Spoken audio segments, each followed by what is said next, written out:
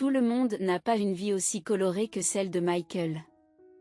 Il semble que la chance ait été de son côté dans tous les domaines, il avait une famille nombreuse et soudée qui fêtait chaque événement avec joie et extravagance, ce qui n'était pas toujours à la portée d'autres familles.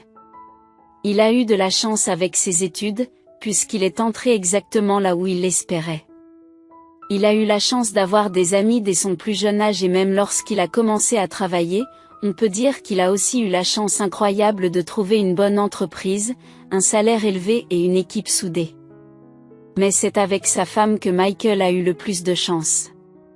Isabelle a toujours été une épouse enviable, belle et intelligente, une merveilleuse danseuse, une fille gentille et joyeuse qui s'est transformée en une belle femme dès leur premier rendez-vous. Michael gagna le cœur d'Emily, faisant de son mieux pour lui montrer à quel point il était enchanté par elle à chaque fois qu'ils se rencontraient. Il lui offrait une seule fleur à chaque fois, accompagnée d'une petite carte ornée de jolis mots, « Tu es aussi belle que le bout de cette rose. Tu m'attires, comme une fleur attire une abeille. » Ce sont ces mots et bien d'autres qu'il lui a écrits. Plus tard, alors qu'ils étaient encore à l'école et qu'il pouvait se permettre d'acheter des bouquets entiers et d'autres cadeaux, il écrivit de véritables poèmes, comparant sa bien-aimée à des déesses et à des muses, qui avaient inspiré les mortels tout au long de l'histoire. « Tes yeux brillent plus que les étoiles », lui murmurait-il chaque fois qu'il marchait tard dans la soirée. Emily aimait entendre cela et elle aimait Michael pour ses gestes romantiques dont il était toujours prêt à l'inonder. Ses nombreux cœurs ont été brisés par le choix d'Emily de prendre Michael comme époux pendant de nombreuses années, ils se sont réjouis et ont pleuré ensemble en endurant de nombreuses épreuves. À la fois pendant leurs études et par la suite dans leurs lieux de travail respectifs, des années ont passé et ces deux-là ne se sont jamais séparés et finalement, Michael a demandé Emily en mariage quand il l'a fait, il ne pouvait pas imaginer qu'elle accepterait. Il avait peur qu'elle réalise qu'elle pouvait trouver un homme beaucoup plus attirant et plus riche. Bien qu'il ait soigneusement planifié la journée, en commençant par un dîner dans un nouveau restaurant qu'Emily avait hâte de visiter et en terminant sur le front de mer sous les éclats lumineux des feux d'artifice, il était si nerveux qu'il oublia même de s'agenouiller dès qu'il vit les yeux d'Emily, reflétant les éclairs des feux d'artifice lancés dans le ciel noir, il s'y noya, oubliant complètement les mots qu'il avait préparés et le geste traditionnel qu'il était censé faire avant de demander sa main. Il était censé le faire avant de lui poser cette question incroyablement importante, « Épouse-moi ». Il expira en croisant le regard de ses yeux noirs sans fond, brûlant d'un bonheur débordant. Elle accepta sans hésiter, ne remarquant même pas qu'il ne s'était pas agenouillé devant elle pour elle.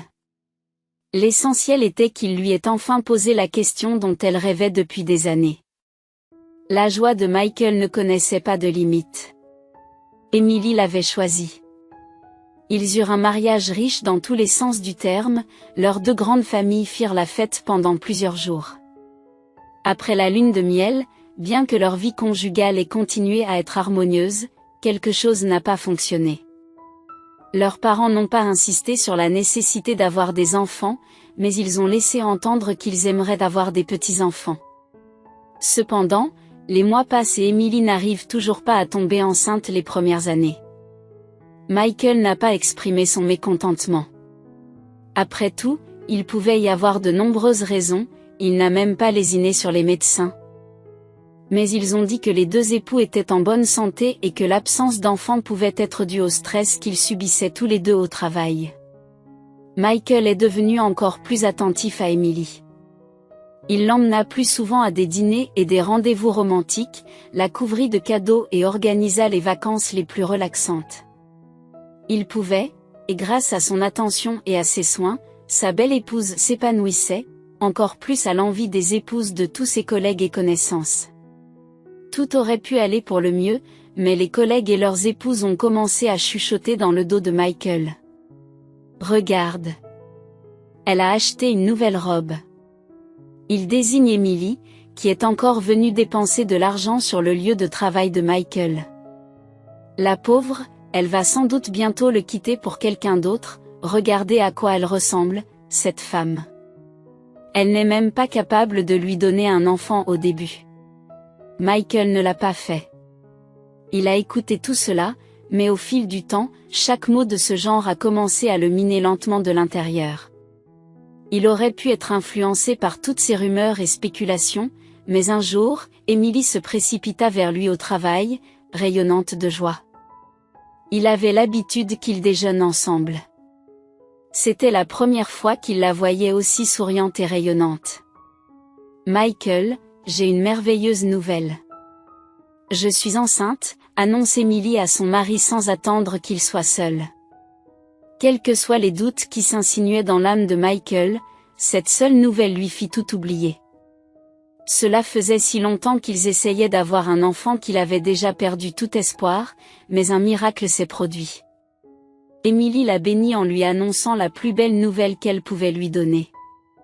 Enthousiasmé, Michael oublia pour longtemps toutes les rumeurs et tous les doutes. Il la porta à nouveau dans ses bras et la couvrit de cadeaux. Heureux. Ils transformèrent l'une des pièces en chambre d'enfant et Michael permit à Emily de choisir les décorations et les couleurs qu'elle souhaitait voir. Lorsqu'ils apprirent, lors d'une visite chez le médecin, qu'ils attendaient des jumeaux, Michael fut aux anges. Toutes les années qu'ils ont passées sans enfants ont été récompensées et avec des jumeaux, il a toujours voulu une famille nombreuse et les jumeaux n'ont pas été un obstacle, mais ont plutôt ajouté à leur bonheur, d'autant plus que les jumeaux se sont avérés être un garçon et une fille. Il a profité de sa nouvelle vie avec sa belle épouse et ne se lassait pas de ses sourires. Enfin, leur famille serait complète avec la naissance des enfants. Au lieu d'un seul berceau, il y en avait 2 et la chambre était équipée d'une manière que beaucoup de leurs visiteurs enviaient. Le jour où Michael a ramené Emily de l'hôpital avec les jumeaux, il s'est senti comme sur un nuage de bonheur. Bien que nombre de ses collègues et camarades ne le comprennent pas, il passe beaucoup de temps avec sa femme et ses enfants, aidant Emily dans les tâches qui incombent habituellement aux femmes, même aux leurs.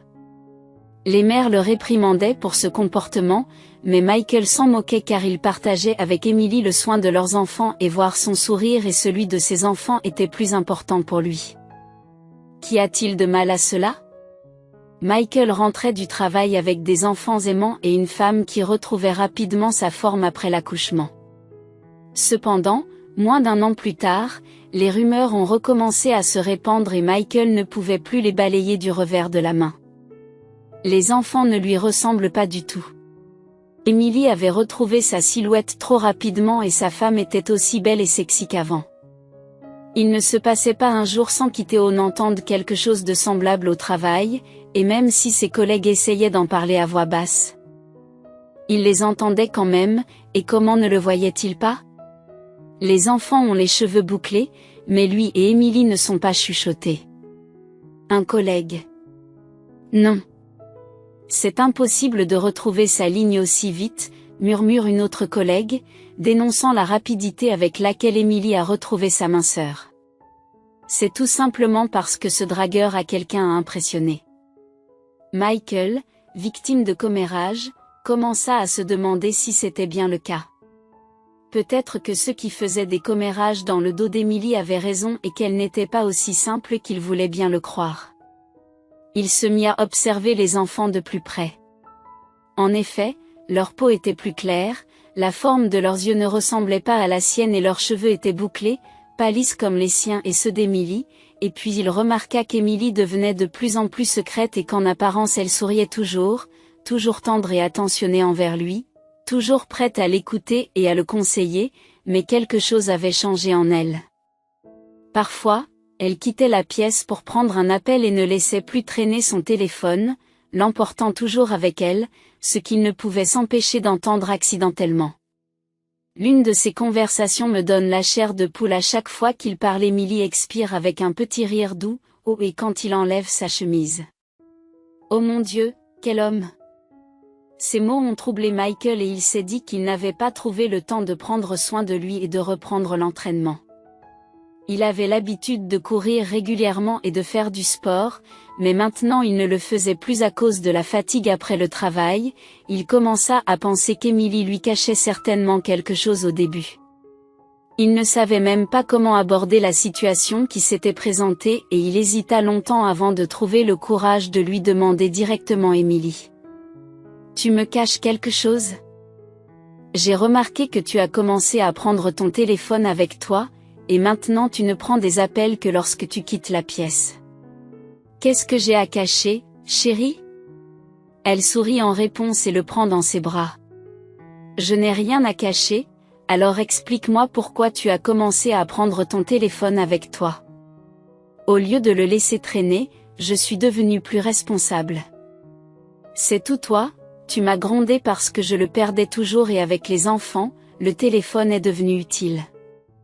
Je peux surveiller les petits quand ils dorment et ne pas manquer quand ils ont besoin de mon attention et les appels que tu parlais toujours devant moi, mais maintenant tu pars toujours chérie.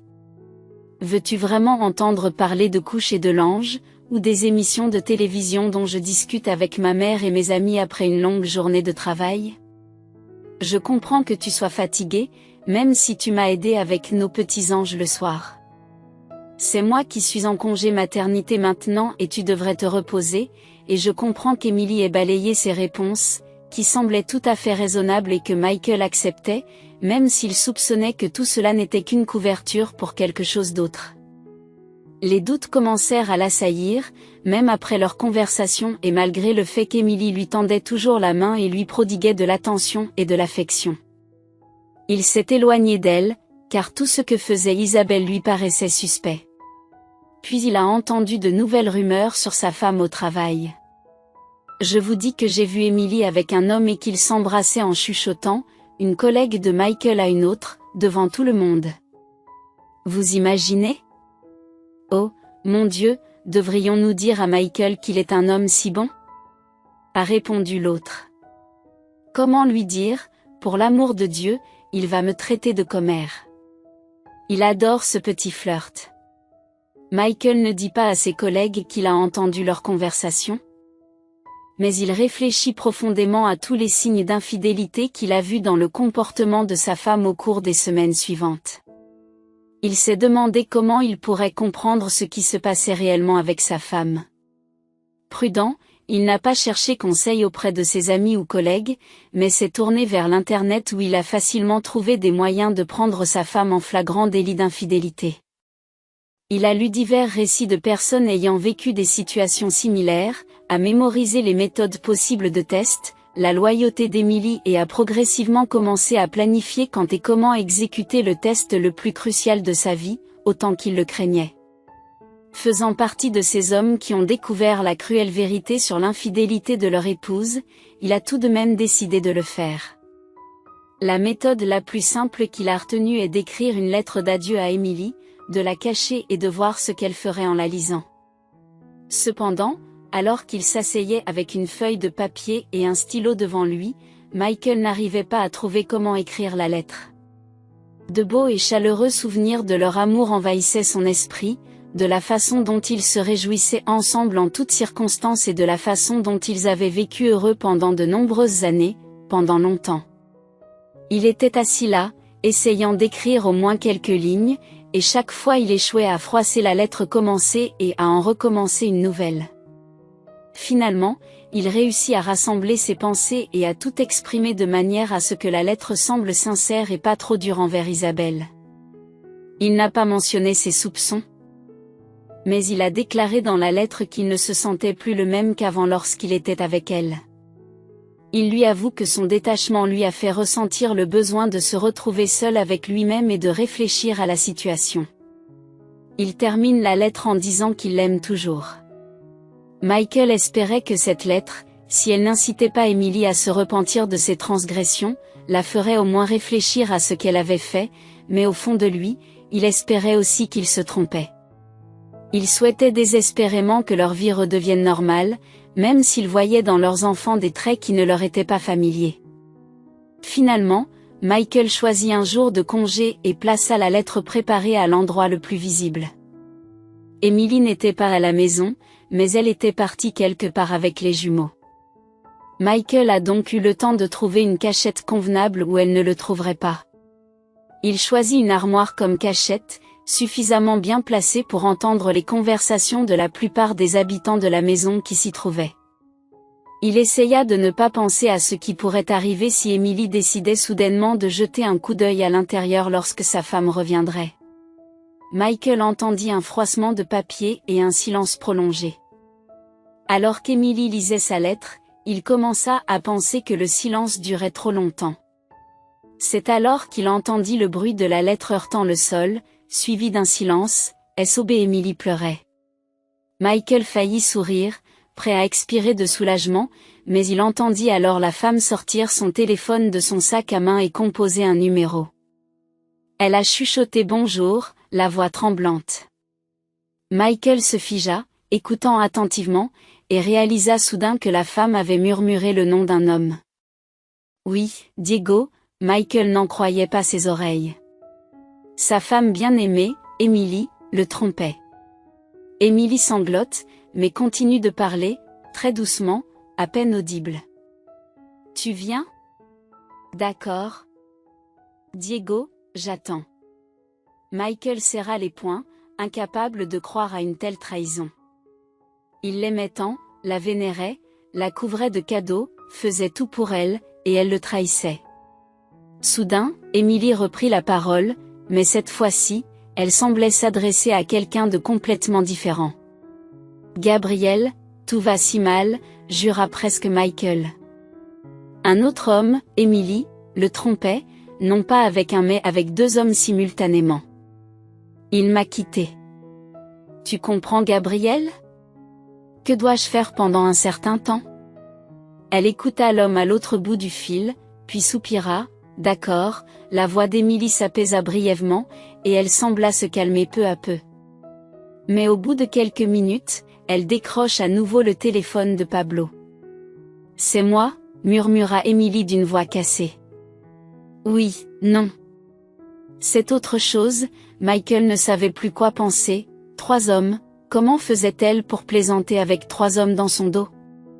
Oui, non, ça n'en vaut pas la peine. La voix d'Emily semblait enfoncer un clou de plus dans le cœur de Michael à chaque mot. D'accord, j'attends. Encore une fois.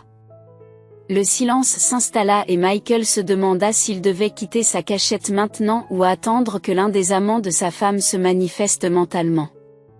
Il envisageait déjà d'appeler son ami avocat pour entamer une procédure de divorce, mais la curiosité l'emportait s'il surprenait Emily avec un amant. Il pourrait l'enregistrer sur son téléphone et avoir la preuve de son infidélité, ce qui l'aiderait à résoudre le divorce et la répartition des biens. Beaucoup plus rapidement. La mélodie silencieuse de la sonnerie du téléphone d'Emily fit que Michael se tendit et écouta à nouveau. Oui, Emily essuyait ses larmes. Michael ne put s'empêcher de ressentir un choc encore plus grand. Un autre.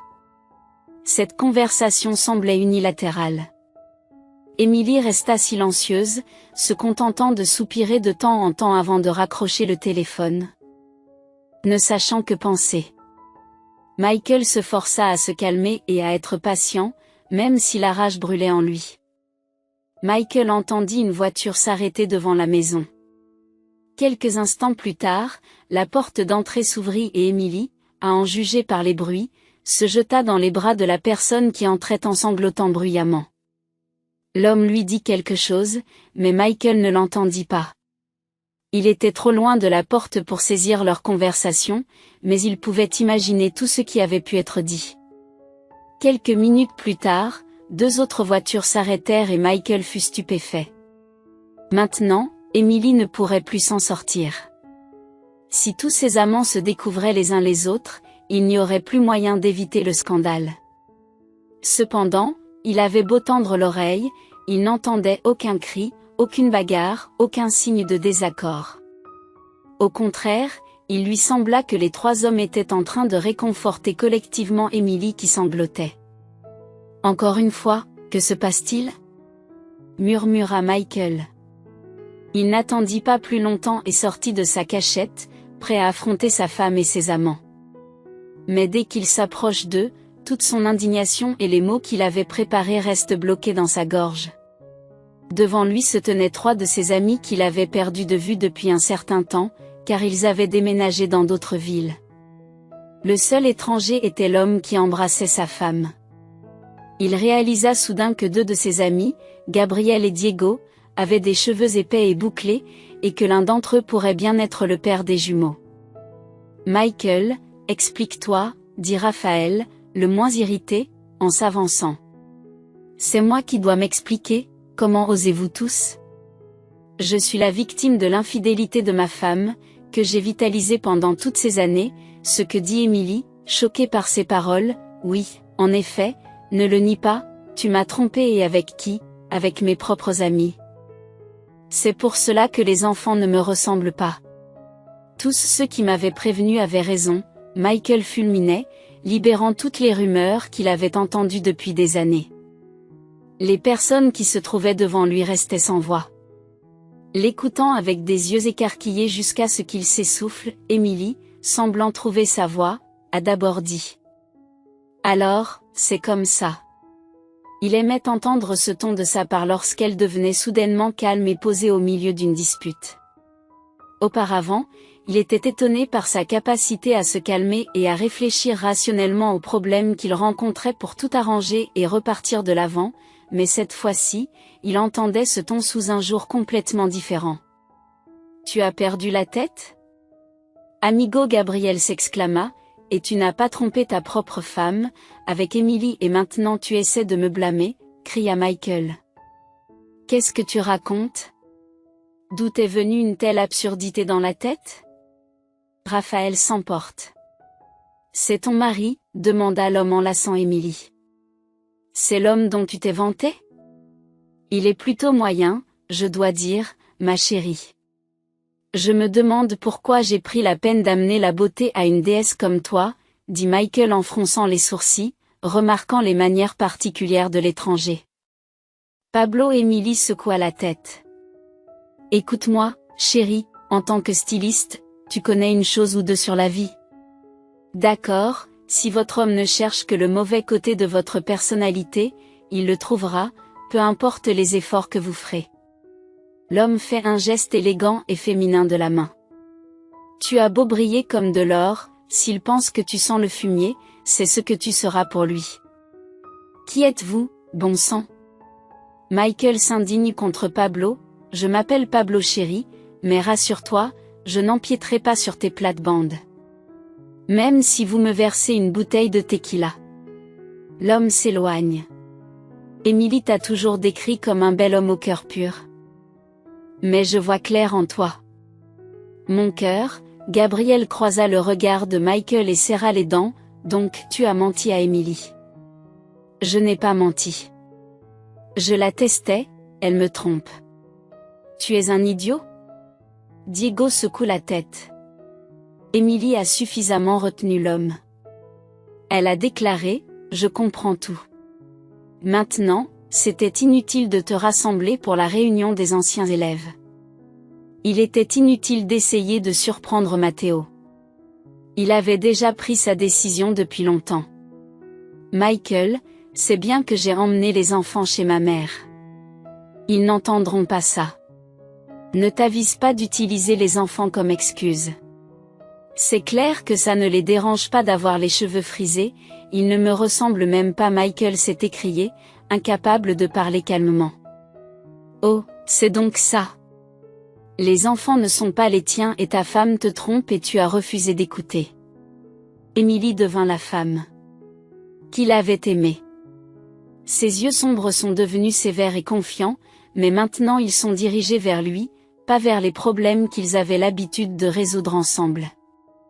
Qu'est-ce qu'il y a à écouter tes excuses vides? Michael ne voulait vraiment rien entendre d'idiot, Diego cracha aux pieds de son ami. Émilie releva la tête fièrement, peut-être écouteras-tu la vérité, comme si tu pouvais expliquer pourquoi les enfants ne me ressemblent pas, et qu'en est-il de ton grand-père? Tu n'aimes pas les boucles. C'est vrai, ton grand-père avait les cheveux bouclés et même avant ma grossesse, tu soupirais en disant que ce serait bien si les enfants avaient des boucles comme ton grand-père. Les yeux d'Émilie fusillèrent, l'éclair s'oublia, Michael fut déconcerté, mais se souvint rapidement d'une des rumeurs et de l'homme. Mon collègue t'a vu avec tu le serrais dans tes bras chéris, c'est comme ça qu'on se salue. Pablo regarda ses ongles, dédaigneux, ses brouhahs. Nous sommes de bons amis. J'ai mon propre mari. Ta femme n'est rien pour moi et qu'en est-il des conversations que tu as eues avec quelqu'un à propos d'un homme pendant quelques instants? Emily réfléchit et Michael pensa qu'il l'avait enfin rattrapé. Tu parles de mercredi dernier où Emily a levé un sourcil alors qu'Anna et moi discutions du nouvel épisode de notre feuilleton préféré? Oh Alejandro, soupira Pablo exagérément à côté d'Emily, quel homme de telles épaules. Raphaël secoua la tête, se couvrant le visage de sa paume. Matteo tuait. Vraiment un idiot, tu cherches une prise là où il n'y en a pas, mais Michael commença à halter d'indignation. Nous essayons de te surprendre. Emily a croisé ses bras sur sa poitrine et avec ton acte ignoble, tu as transformé tout cela en cauchemar. Je voulais rassembler nos amis pour une réunion. Te surprendre, avec l'arrivée de Raphaël, Gabriel et Diego Pablo volontaires, pour m'aider à trouver une robe et à m'embellir, et toi tu ne penses qu'à la manière de m'accuser d'infidélité. Le silence retomba et Emily secoua la tête. Elle se dirigea vers son sac à main et se dirigea vers la sortie. Emmène-moi chez maman Emily, demanda sa styliste. Bien sûr, chérie. Il répondit en jetant un regard mécontent à Michael et la suivit jusqu'à la sortie. Michael voulut suivre, mais ses trois amis l'en empêchèrent pendant les heures qui suivirent. Il a beaucoup entendu parler de lui par ses amis. Ils ne lésinèrent pas sur les preuves en lui montrant leur conversation avec Emily, où elle discutait des prochaines retrouvailles. Des larmes de culpabilité et de regret coulèrent sur le visage de Michael, qui n'arrivait pas à croire qu'il avait détruit à lui seul sa belle vie avec Emily à cause de quelques rumeurs et spéculations. Les 2 premiers jours, il a entendu des gens qui ne savaient rien de sa vie. Isabelle ne répondait même pas à ses appels, mais le 3e jour, Michael se rendit chez sa mère avec un énorme bouquet de fleurs et s'agenouilla devant la porte lorsqu'Emily l'ouvrit. Il s'est agenouillé devant la porte quand Emily l'a ouverte. « Pardonnez-moi » a supplié Michael en la regardant. La mère d'Emily passa derrière elle. « Imbécile, pas un homme, imbécile » approuva Michael avec sa belle-mère, un parfait imbécile. « Pardonne-moi, Emily » soupira Emily et ses yeux furieux s'adoucirent. « Tu réalises que tu aurais pu me perdre à cause de rumeurs, parce que tu as cru les autres au lieu de la personne la plus proche de toi ?»